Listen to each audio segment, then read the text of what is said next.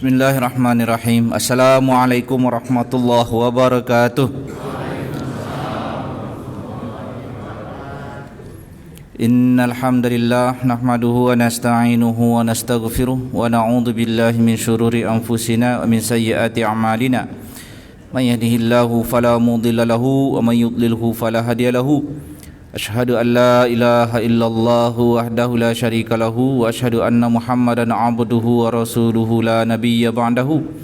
Allahumma salli wa sallim wa barik ala nabiyyina Muhammadin wa ala alihi washabihi wa mawalahu amma ba'd.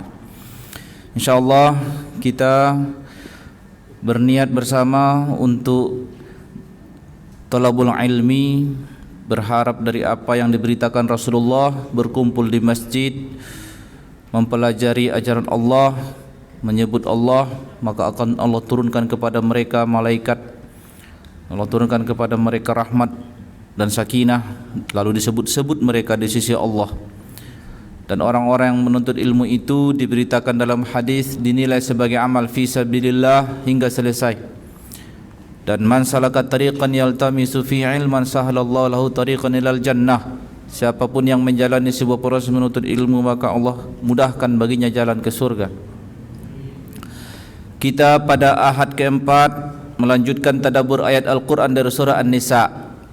An-Nisa kita pada bulan yang lalu sudah sampai ke ayat 42, yaitu sindiran Allah kepada ahlul kitab, yang mana mereka memilih untuk tidak beriman kepada Nabi Muhammad SAW. Ancaman kepada mereka bahwa nanti akan ada pengadilan, nanti di akhirat akan ada pengadilan dan akan ada saksi yang dihadirkan. Jadi mirip ke pengadilan di dunia, ada BAP-nya, buku catatan amalnya dibuka, nanti ada CCTV-nya, ada CCTV-nya, ada juga BAP-nya, ada saksinya, ada, ya kan? Di ayat kemarin, di ayat 41 itulah disampaikan, fa kaifa idza ji'na min kulli ummatin bisyahidin wa ji'na bika ala haula'i syahida. Pada hari pengadilan itu Muhammad, bayangkan saja nanti akan kami hadirkan saksi. Jadi akan jadi terdakwa lah kita ini semua, kecuali yang diberitakan oleh Allah masuk surga tanpa pengadilan, yaitu mereka yang diberitakan dalam hadis, banyak hadisnya, yaitu orang-orang yang jihad fi sabilillah.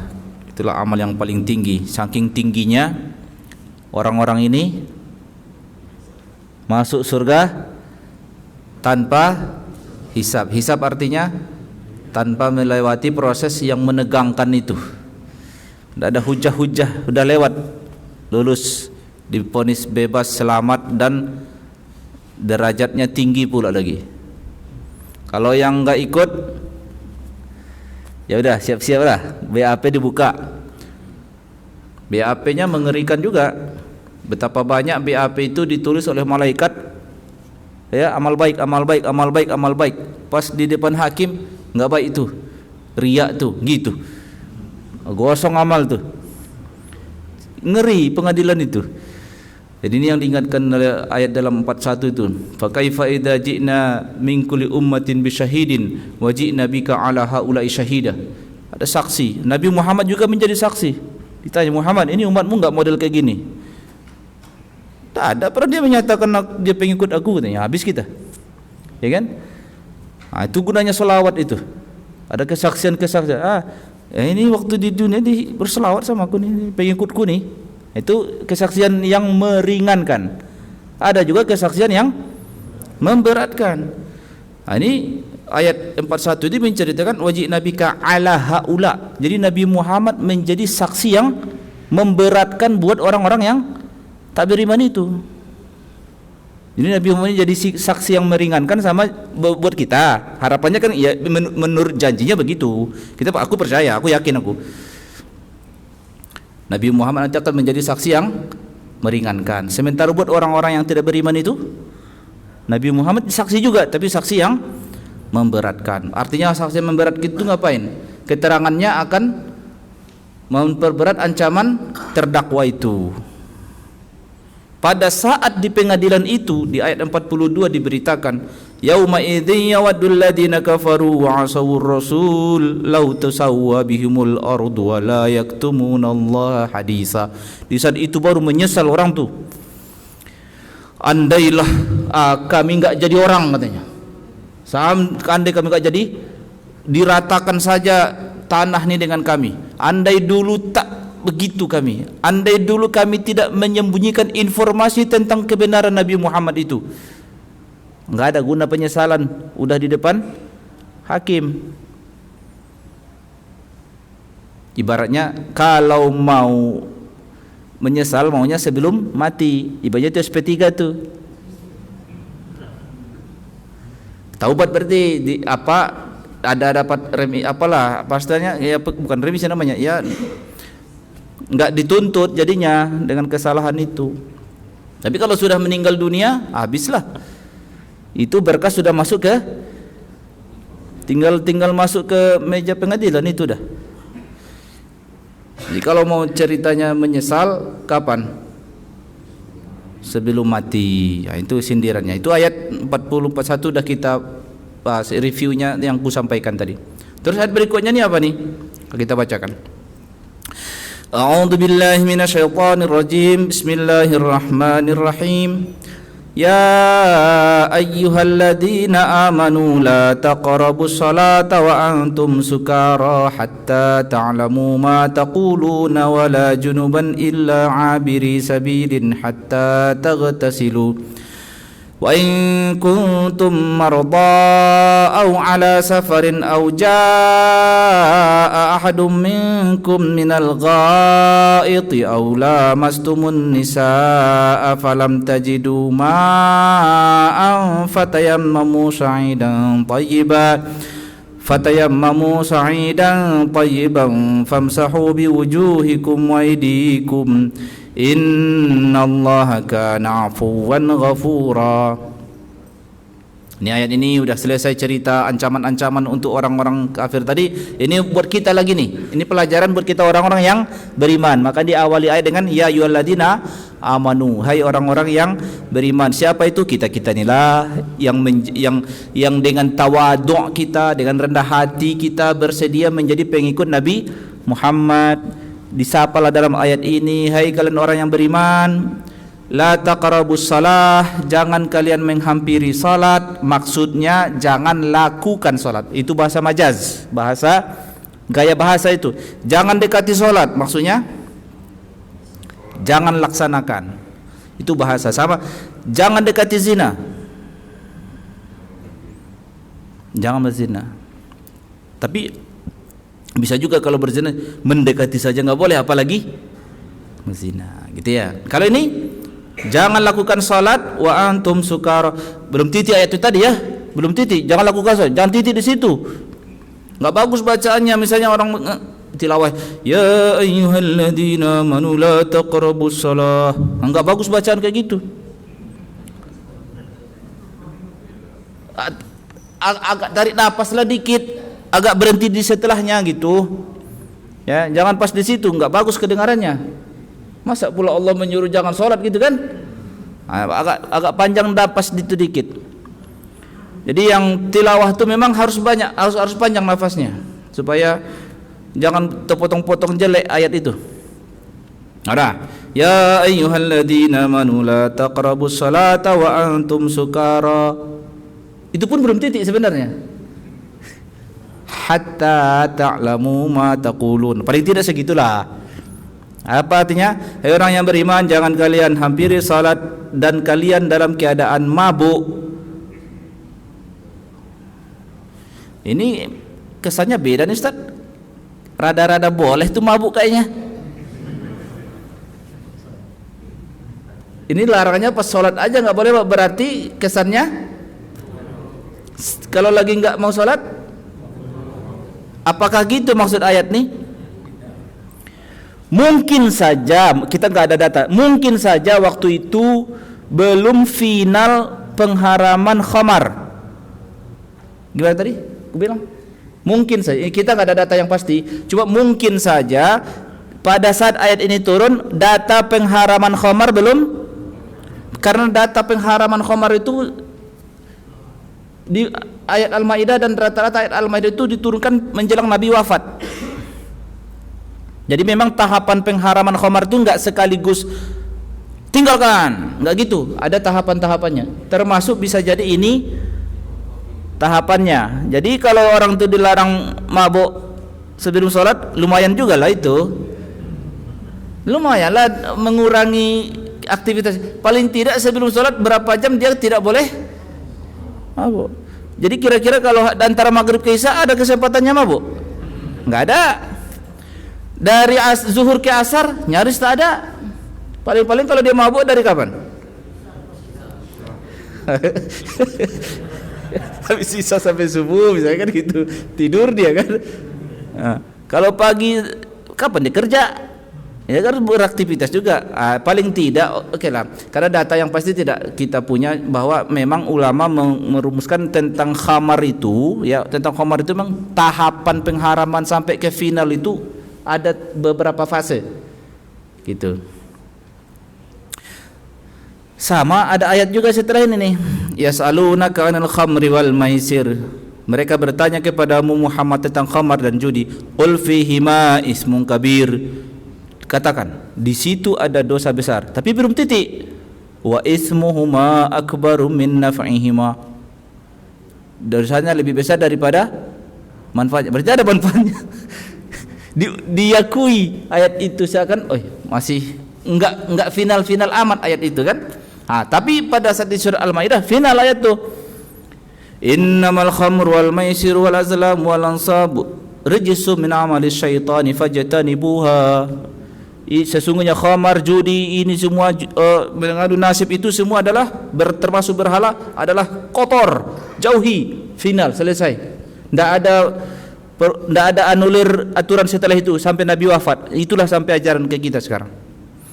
Jadi nggak ada ampun lagi setelah itu kan. Bahkan Nabi dalam hadis mengatakan al-muskir qaliluhu wa kasiruhu haram. Setiap hal zat yang menyebabkan dengan didesain untuk memabukkan, sedikit atau banyak, haram. Itu data hadis Nabi sahih itu. Jadi berarti pelajaran hukum kita bukan cerita khomarnya, ini cerita salat. Khususnya ini ayat hukum, bilangnya ayat hukum terkait toharoh. Ayat hukum terkait toharoh. Saya lanjutkan lagi. Jadi jangan kalian lakukan sholat dalam keadaan mabuk sampai kalian tahu apa yang kalian katakan. Berarti sampai kalian tidak teler. Kalau udah selesai telernya, barulah sholat. Maka kesimpulan hukumnya apa di sini? Tidak sah sholat dalam keadaan mabuk, teler. Karena kalian tidak tahu apa yang kalian katakan. Kedua, tidak sah sholat wala junuban. Tidak sah sholat dalam keadaan junub, illa abiri sabil, kecuali cuma sekedar melewati jalan saja. Ini keterangan ulama mengatakan maksudnya melewati masjid. Dia mau nyebrang, boleh lewat, jangan berhenti, jangan stop, dilarang stop, lewat saja. Dia lagi junub, mau ke toilet, dia mau mandi, silakan. Tapi duduk dulu, ngobrol, enggak boleh. Junub. Nah, kita bahas junubnya dulu. Satu-satu kita selesaikan masalahnya. Kan ini cerita toharah kan? Toharah itu kita bab fikih kita, setiap kita pelajaran dasar dulu kita belajar toharah. Bapak-bapak sudah selesai kan? Sudah tamat kan belajar fikihnya ini kan? Bab toharah. Toharoh itu dimulai dari mengenal najis, atau najis itu artinya kotor. Kotor itu ada dua, kotor hissi sama kotor maknawi, kotor fisik sama kotor non fisik. Kotor fisik itu ya najis, ya kan. Cara toharohnya istinja, atau kalau ada benda najis mungkin kena pipis bayi, atau mungkin dia kena pipis sendiri, terserahlah, atau darah yang ini, maka dibersihkan dengan cara pakai apa? Air. Pakai deterjen boleh enggak? Nah, berarti harus belajar buku lagi. Jadi alat media pembersih menurut hukum kita itu harus air mutlak. Harus air mutlak. Air mutlak. Air mutlak itu ya air sebelum berubah nama. Kalau sudah pakai air sabun katanya udah bukan mutlak lagi. Walaupun tidak ada najisnya, tapi sudah tidak mutlak lagi. Nah, baik. Membersihkan fisik berarti pakai air. Itulah. Berarti kalau pakai jelly yang buat hand sanitizer tidak diterima walaupun kayak air dia. Ya kan? Hand sanitizer itu kan ada yang ini kan? Nggak, apalagi ada aromanya. Sudahlah, lewatlah, batal namanya jadi air, bukan air lagi. Bahwa bahannya air, iya, tapi dia bukan lagi disebut air. Oke, selesai itu. Terus kalau kotor non fisik, bukan badannya kotor, tapi itu tadi hadas namanya. Hadas kecil, hadas besar. Apanya yang kotor? Hukum, secara hukum dia kotor. Ya, dia udah mandi, tapi belum wudu. Mana lebih banyak kegiatan mandi ketimbang wudu? Lebih banyak mandi, lebih bersih mandi kan? Tapi karena belum wudu udah bisa salat? Belum. Apanya yang kotor? Bukan badannya. Apanya? Maknawi. Ya, non fisik. Hukum, secara hukum dia kotor. Maka wudulah. Itu mengangkat hadas. Nah, itu hadas kecil kalau misalnya batal wudu. Yang batal wudu itu macam-macam penyebabnya. Ayat wudu ada lagi, bukan di ayat ini, ada lagi nanti ayat tentang wudu, cara wudu. Ini pas lagi toharohnya aja nih. Apa ya saja yang menyebabkan orang itu kotor? Yang menyebabkan orang itu kotor. Berarti satu, orang mabuk itu kotor. Dia wajib toharoh. Makanya masuk di sini, tidak boleh kalian sholat dalam keadaan ini sampai kalian, dan tidak boleh orang junub kecuali hanya sekedar melewati kalau masjid hingga mereka mandi. Jadi mandi sebagai proses apanya? Toharohnya. Nah, mandi yang dimaksud di sini mandi wajib. Mandi wajib.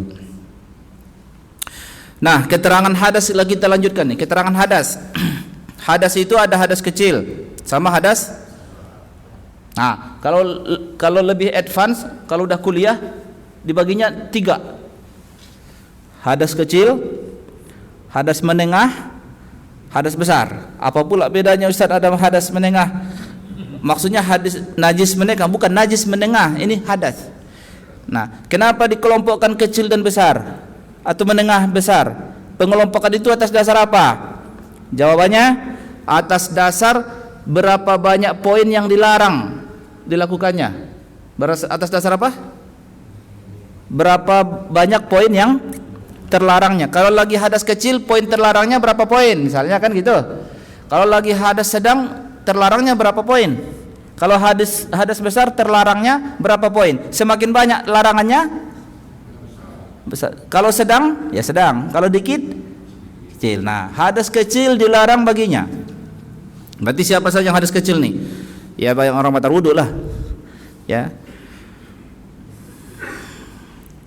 Kita masuk yang dilarang dulu, yang dilarangnya aja. Karena saya anggap yang lain sudah tahu nih masalah hal-hal yang menyebabkan kita berhadas kecil ya. Insyaallah sudah tahu ya. Nah, yang membatalkan wudu itu kan banyaknya. Buang keluar, kalau bahasa keluar sesuatu dari 2 jalan, itu bahasa fikihnya. Keluar sesuatu, namanya sesuatu. Ya pokoknya sesuatu. Enggak usah diurai lagi, sesuatu dari dua jalan, selesai. Termasuk gas kan? Ya. Terus tidur. Ya kan? Terus menyentuh kemaluan. Ya. Tapi menyentuh kemaluan harus dengan ini. Cara mengunya ini. Gini kan, mana yang ketemu itulah. Kalau digini-ginikannya gimana Ustaz? Enggak.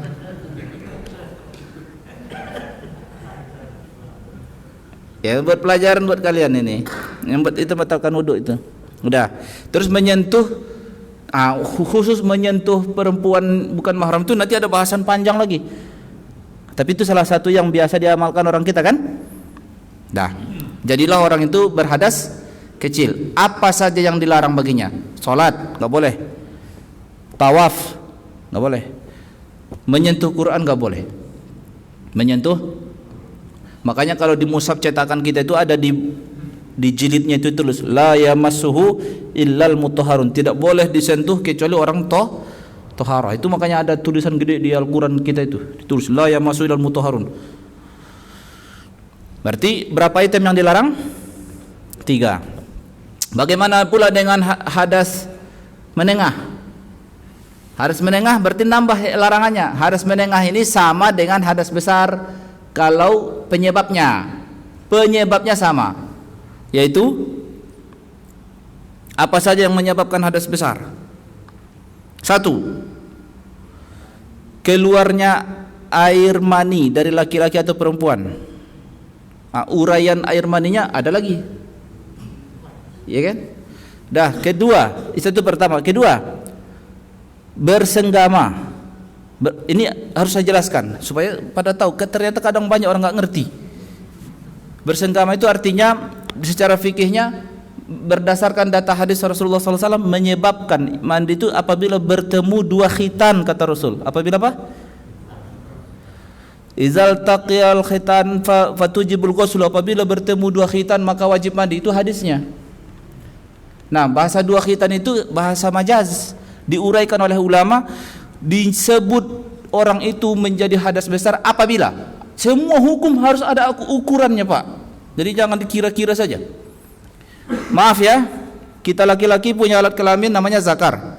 Di situ ada hasyafah namanya, bekas jahitan khitan kita. Kalau bisa dibilang kayak lehernya. Maka kapan supaya disebut dilakukan wajib mandi? Jika itu masuk ke cincin vagina, alat kelamin perempuan. Udah? Kalau masuk itu lewat cincin baru wajib mandi. Kalau cuma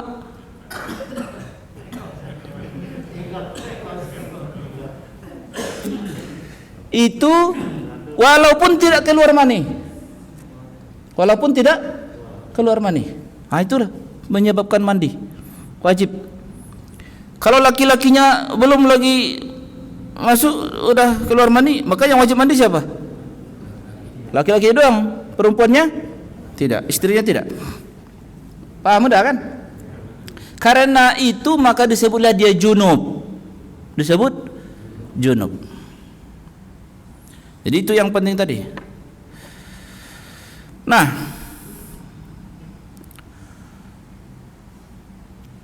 inilah yang disebut dengan hadas pertengahan. Apa yang dilarang bagi dia? Apa yang dilarang bagi dia? 3 yang pertama yang dilarang wudu, dilarang semua pasti kan? Tambahannya apa yang dilarang bagi dia? Dilarang membaca Al-Quran. Pas tidak ada wudu tadi dilarang baca Quran enggak? Enggak. Pegang dong dilarang, baca enggak? Dilarang. Kalau ini dilarang baca Quran, ya kan? Terus apa lagi? Dilarang berada di masjid. Nambah larangan kan? Puasa boleh nggak? Puasa boleh nggak? Boleh. Dia pas sebelum sahur dia junub. Nantilah habis azan dulu baru mandi, pikirnya kan? Berarti kan dia sudah niat puasa kan? Boleh, nggak masalah. Gitu. Nah, lalu hadas besar yang mana? Berarti larangannya bertambah lagi yang berikut ini, yaitu perempuan haid dan nifas. Karena larangan untuk mereka tambah lagi. Apa larangannya?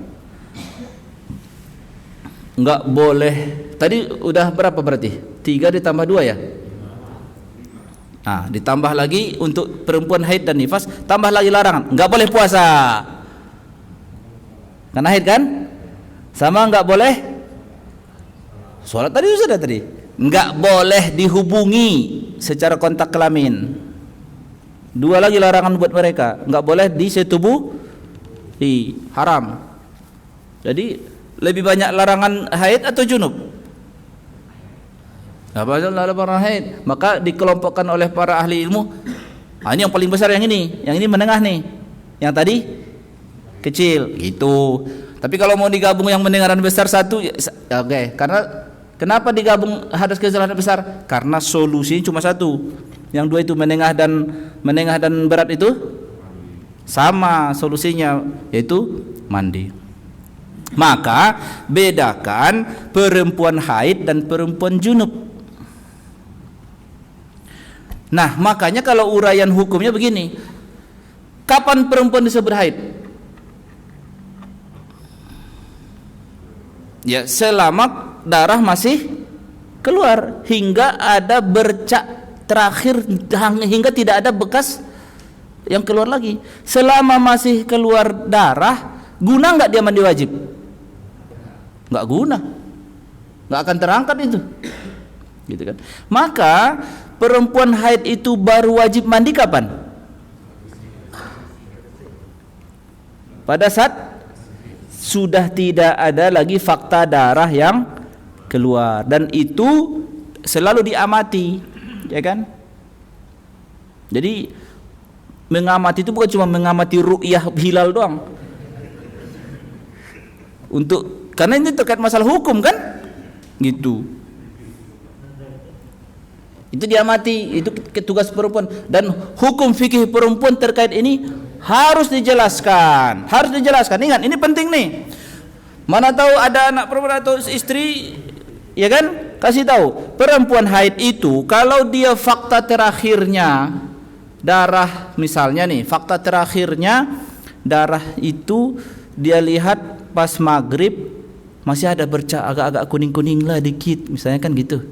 Lalu pada saat sebelum subuh fakta terakhirnya nggak ada lagi, udah bersih, tiba-tiba azan subuh kan.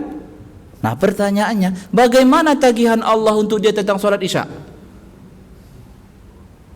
Karena faktanya pada saat masih waktu isya dia sudah berhenti haid. Sebenarnya udah ketagih nggak dia wajib sholat?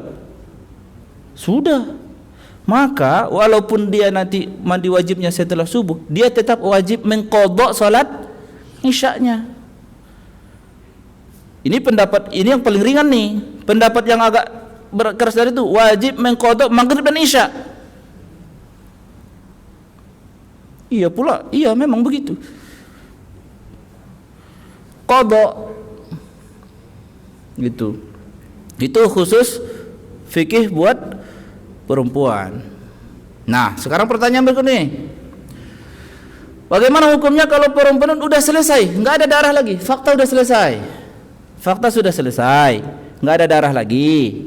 Itu dilihat jam 3 malam, ya kan? Ya biar satu paket aja mandi wajibnya, lalu suaminya minta haknya melakukan hubungan. Nah, pertanyaannya, apa hukumnya?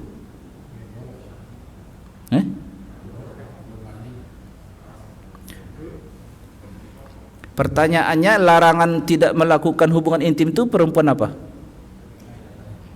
Itu perempuan masih haid nggak? Hah?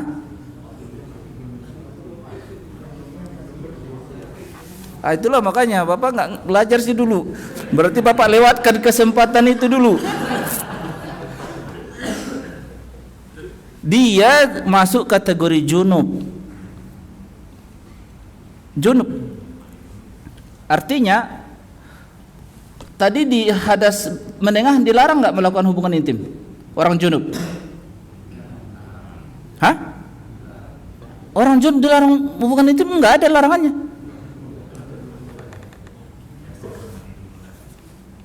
Ntar dulu kita cerita hukum aja, bukan masalah segar atau tidak ya. Ini masalah hukumnya. Nah, enggak dilarang. Saya nih junub nih, lakukan hubungan intim dengan istri saya. Udah junub kan? Terus saya mau lakukan lagi, boleh nggak? Nah, itu artinya saya sedang junub, tidak dilarang untuk melakukan, jadi kan? Nah, samalah itu jugalah yang dipahami ulama tentang perempuan yang sudah berhenti haidnya. Dia nggak disebut perempuan haid lagi, cuma belum selesai hadas besarnya. Sama kayak posisi orang junub, nanti satu paket mandinya, nggak perlu dibiarin, pokoknya mandi wajib aja, selesai. Paham kan? Ya kalau masih sering melakukan itu ya silahkan, tapi kalau enggak ya itu masa lalu lah. Itu kan jelas ya masalah hukum itu ya, selesai. Nah, hatta taghtasilu, itulah hukum mandi wajib di sini. Lalu ada keringanan hukum nih, wa in kuntum marda au ala safarin, jika kalian sakit. Sakit yang bagaimana nih? Bukan sakit gigi. Ini sakit yang menyebabkan dia tidak bisa mandi wajib. Ada kan sesuatu keadaan yang enggak, atau mungkin menurut keterangan dokter ini jangan paksakan mandi, nanti makin parah penyakitnya. Ada pernah kejadian para sahabat lagi keluar daerah, lagi perang lah, keluar kota gitu kan, Nabi nggak ikut. Jadi komandannya nih kan, setiap ada keluar kota kan ada komandannya. Jadi ada yang mimpi basah malam-malam, mimpi basah, tiba-tiba nanya, dia habis perang ada luka-luka di kepalanya. Nanya sama komandan, aku gimana nih, aku luka tapi aku mimpi basah nih.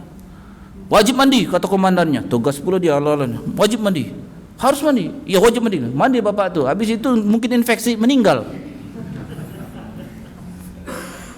Pulang ke Madinah, dilapor sama Nabi, ya Rasulullah kejadian begini. Marah Nabi, kau bunuh dia berarti, katanya. Kenapa nggak kau suruh dia tayamum saja? Dia sudah berhak mendapatkan apa? Rukhsah namanya, keringanan hukum. Nah, inilah sakit atau dalam perjalanan karena kesulitan membawa air. Oh, bukan kan ada air, tapi air untuk diminum. Kalau diminum nanti kesulitan, ancaman kehausan. Bersama korbankan toharah. Jadi tayamum ini, ayat tayamum ini. Lalu air tak kalian dapat, maka silakan tayamum dengan tanah yang bersih, tanah debu yang berdebu yang bersih. Cara tayamumnya gimana? Usap muka dan tangan kalian. Usap muka dan tangan. Ini ada dua grup ulama kita nih, kaum muslimin dalam hal prakteknya. Saya ceritakan yang mazhab Syafi'i saja dulu, karena kebanyakan mazhab Syafi'i. Usap muka dan tangan itu berarti termasuk ininya, termasuk fasilitas debunya. Mazhab Syafi'i itu agak ini sedikit, agak strength. Ya, benar-benar dia pengennya apa? Harus tanah yang berdebu. Kalau enggak, maka dia enggak terima. Sementara yang lain, ya pastinya alam ini ada debunya gitu. Ke tembok tuh kau bikin berdebunya itu, cuma enggak nampak. Oke lah, diterima lah itu. Kata selain. Nah, kebanyakan yang kita praktekkan itu bukan Syafi'i sebenarnya. Ya, ke jok kereta atau ke jok pesawat tuh diginikannya, atau ke tembok rumah sakit tuh gitu. Itu sebenarnya bukan mazhab Syafi'i itu. Tapi oke lah, dalam keadaan sulit, maka ikutilah yang paling mudah. Udah, nggak apa-apa. Mazhab Syafi'i dia harus melibatkan apanya? Tanah yang berdebu. Boleh batu bata yang dicair di ini juga boleh, pokoknya ada debunya. Terus di ini baru diusapkan ke muka, baru satu kali tepuk lagi tangan. Nah, ciri khasnya mazhab Syafi'i itu sampai siku, meniru praktek wudu. Selain mazhab Syafi'i nggak pakai sampai siku, cukup selesai. Udah. Nah, ini yang saya bahas tadi yang belum itu, termasuk yang membatalkan taharah dalam ayat ini adalah Ja'a adumikum minal ghaid, kalian datang dari tempat BAB atau BAK, ya kan, buang air, atau kalian menyentuh perempuan. Nah, ini yang panjang ceritanya nih. Gara-gara narasi kalian menyentuh perempuan, 4 pendapat. 4 pendapat, masing-masing punya argumen sendiri-sendiri. Kita mulai dari mazhab siapa? Mengikuti urutan masa hidupnya Imam Hanafi. Mazhab murid-muridnya mengatakan yang dimaksud menyentuh perempuan di sini menurut kami adalah hubungan intim. Ini bahasa majaz, ini bahasa kiasan kata dia. Kami enggak memaknai itu menyentuh kulit, tapi adalah itu hubungan jima' tadi yang ukurannya seperti yang saya sebutkan di awal tadi kan, pertemuan dua. Tahu enggak gara-gara hadis pertemuan dua khitan itu? Perempuan wajib khitan bagi sebagian pendapat ulama. Itulah hadisnya. Kenapa perempuan dikhitan kan? Itulah hadisnya itu. Masih panjang kan? Iya.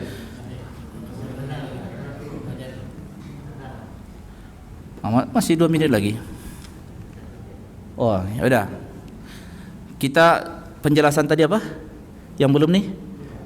Mengenai menyentuh perempuan. Insyaallah selesai kok. Enggak lama. Dicatat nanti ya. Kalian yang santri-santri itu bukan?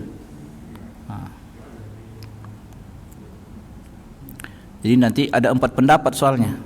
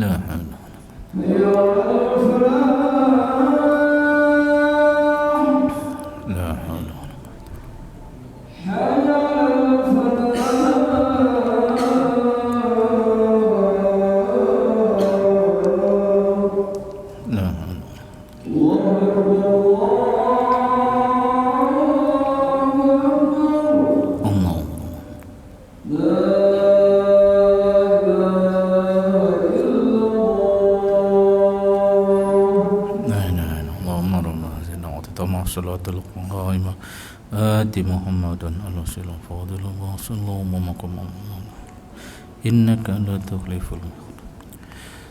Bismillahirrahmanirrahim. Menurut mazhab Abu Hanifah dan murid-muridnya terkait masalah ayat ini yang mengatakan menyentuh perempuan, menurut mereka teks ini adalah majaz. Maka yang disebut menyebabkan batal tohara itu adalah kegiatan hubungan intim. Masuk kita ke pendapat kedua, imam berikutnya Imam Maliki. Beliau tinggal di Madinah di masa hidupnya. Masa hidupnya setelah meninggal Imam Hanafi. Dia berpendapat bahwa yang dimaksud menyentuh perempuan itu harus ada faktor birahinya. Ada faktor apa? Syahwatnya. Kalau enggak ada faktor syahwatnya, maka tidak batal. Faktor syahwat yang kata kuncinya. Bahkan kata dia, walaupun bukan perempuan yang dipegangnya, mungkin tiang itu dipegangnya, syahwat dia, batal wudunya, batal toharahnya, gitu. Batal toharahnya, gitu. Tiang pun benda kan, gitu. Jadi ini yang agak, sebenarnya pendapat Malik ini satu sisi ya agak ini juga agak berat sih sebenarnya pendapatnya ini, karena berarti orang-orang yang tiba-tiba naik syahwat dia kan, kena lah pasal itu. Nah, kemudian pendapat Syafi'iyah yang unik nih. pendapat Imam Syafi'i dia tidak memaknai menyentuh ini majaz. Ini harfiah. Ini menyentuh kata dia. Menyentuh baik dengan telapak tangan atau tersentuh bagian kulit. Tapi supaya disebut batal harus langsung. Kalau ada penghalang seperti kain enggak batal. Walaupun pakai birahi tidak batal. Itu pula pendapat Imam Syafi'i. Jadi pelukan dia sama istrinya, beralas semua, enggak batal wuduknya. Itu pula. Tapi kalau bersentuhan langsung, ya kan? Walaupun tak ada birahinya, batal. Inilah yang dipakai mayoritas masyarakat Indonesia. Istri itu mahramnya. Istri itu bukan mahramnya, istri itu ajnabinya. Karena yang dimaksud kalau dengan mahram enggak batal. Mahram itu siapa? Istri, anak perempuan, anak saudara, anak saudari, ibu dan ke atas sampai nenek, terus ke bawah cucu yang perempuan. Itu mahram. Kalau istri itu bukan mahram. Ya, istri itu halal dinikahi, makanya kita nikah sama dia. Dia menyebabkan batal wudhu. Itulah pandangan mazhab siapa? Syafi'i. Jadi batalnya karena tadi apa? Langsung. Ya, enggak ada urusan birahi di situ kan? Pokoknya kesentuh aja. Mau pakai telapak tangan atau kulit. Gitu, batal. Maka kalau mau pergi salim dulu, batal. Dalam mazhab Syafi'i. Masuk kita ke mazhab keempat, mazhab Hambali. Mazhab Imam Hambali menurut dia ini mix antara pendapat mazhab Maliki dan Syafi'i. Mixnya di mana? Batal jika tanpa alas dan disertai birahi. Ya kan? Kalau nggak ada birahi, Pak mau pergi dulu, ya cium dulu. Biasa aku lagi kesal sama dia. Ya kan? Nggak ada birahi-birahi. Udah enggak batal menurut pendapat mazhab Hambali. Bapak pakai yang mana jadinya? Yang gampang aja? Boleh. Enggak dosa memilih yang mudah, itu juga kadang petunjuknya boleh ya. Yang paling gampang yang mana berarti? Mazhab Hanafi ya?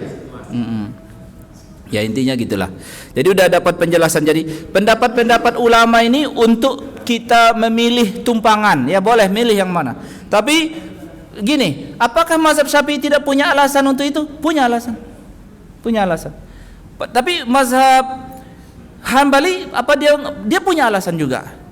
Karena kenapa bagi katanya enggak batal wudhu? Jadi teori mazhab Hambali ini pernah ada hadis kata Aisyah pada saat malam dia bangun, kakinya mengenai wilayah tempat sholat Rasul dan Rasul menggeser kakinya. Udah, lalu Nabi sholat nggak ada wudhu lagi. Udah, pas itu diceritakan oleh mazhab Hambali, apa kata mazhab Syafi'i? Itu kan kau nggak tahu, bisa jadi Nabi menggesernya pakai alas kata dia.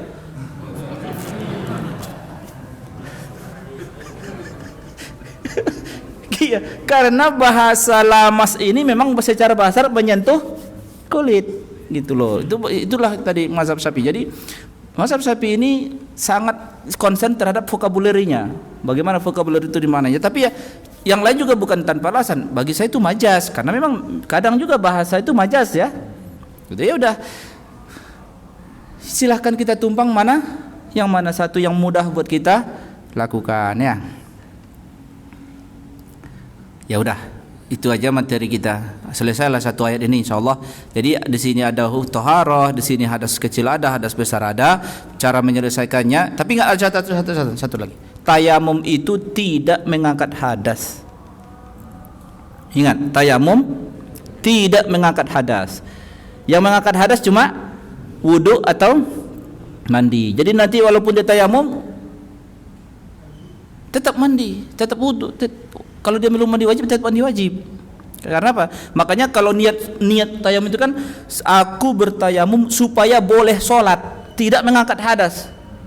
Maka beda kalau wudu, aku wudu untuk mengangkat hadas kecil, aku mandi untuk mengangkat hadas besar. Kalau tayamum tidak ada kata karena dia tidak bisa mengangkat hadas, cuma buat formalitas biar dia boleh sholat. Itu pun syaratnya harus sudah masuk waktu, udah azan dulu baru dia. Kalau tadi belum azan, dia tayamum duluan, nggak boleh. Harus sudah masuk waktu dulu baru tayamum. Nanti masuk waktu lagi, tayamum lagi. Beda kalau wudu nggak boleh, nggak usah wudu lagi selama belum batal. Ya, itu belajar fikih kita waktu SMP lah, kalau di pesantren itu ya. Baik, alhamdulillahirabbil alamin. Sampai di situ materi kita hari ini. Kita sudahi dengan kalimat kafaratul majlis. Subhanakallahumma bihamdika asyhadu an la ilaha illa anta astaghfiruka wa atubu ilaik. Assalamualaikum warahmatullahi wabarakatuh.